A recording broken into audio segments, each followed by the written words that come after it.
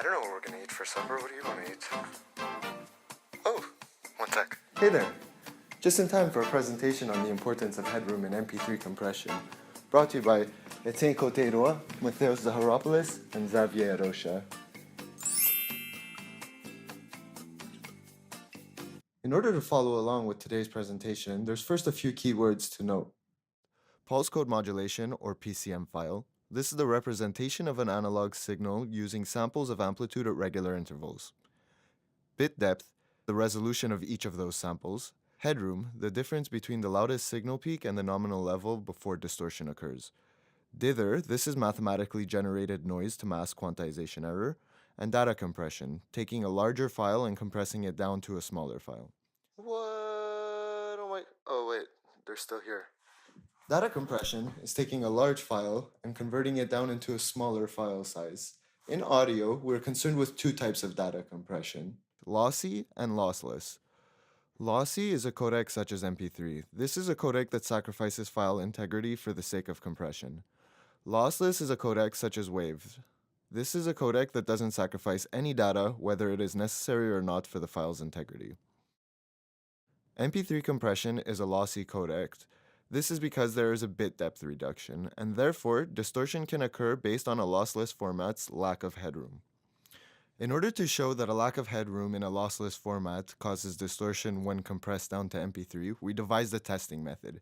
We took a WAV audio file at 44.1 16 bits, converted it down to MP3 at 256 kilobits per second, phase inverted the MP3, and looked at the remaining information. By phase inverting one audio file against the other, the information that remains is the information that is not accurately reproduced. Therefore, in the remaining information and following spectrograms, we'll see distortion and information that is not properly coded from the high-end spectrum and the low-end spectrum. To test a variety of audio signals, we used both musical and vocal examples. First conversion happened with no headroom, then we did a conversion with 6 decibels of headroom. Here you can see the results of a conversion with no headroom using a musical example.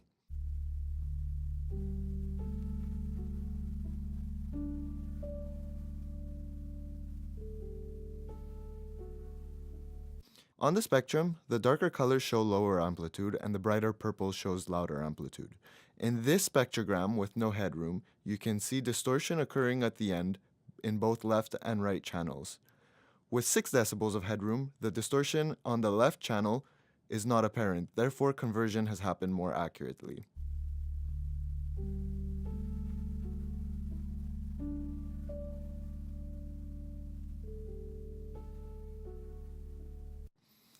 With vocals, we can see the spectrogram.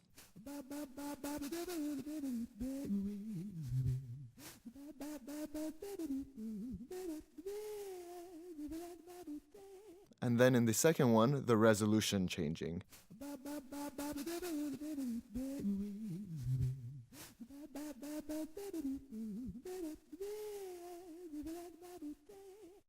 Therefore, it is proven that there is a loss of resolution even in the distortion.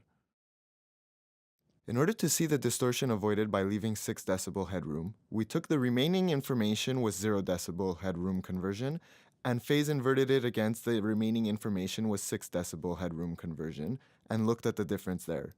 In order to do this, the results were normalized using true peak metering and then Logic's utility plugin to phase invert. Here is the avoidable distortion caused by lack of headroom when converting MP3. This spectrogram is of the results obtained using musical examples.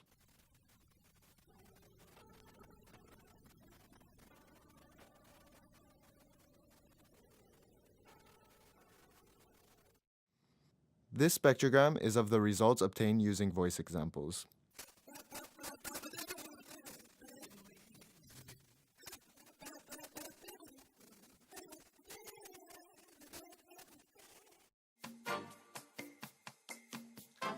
In conclusion, MP3 creates intersample peaks. These intersample peaks create distortion. In order to avoid this distortion, headroom is important. It also protects against further compression caused by streaming services. Most streaming services have their own compression algorithm that usually start from as low as 128 kilobits per second to as high as 320 kilobits per second.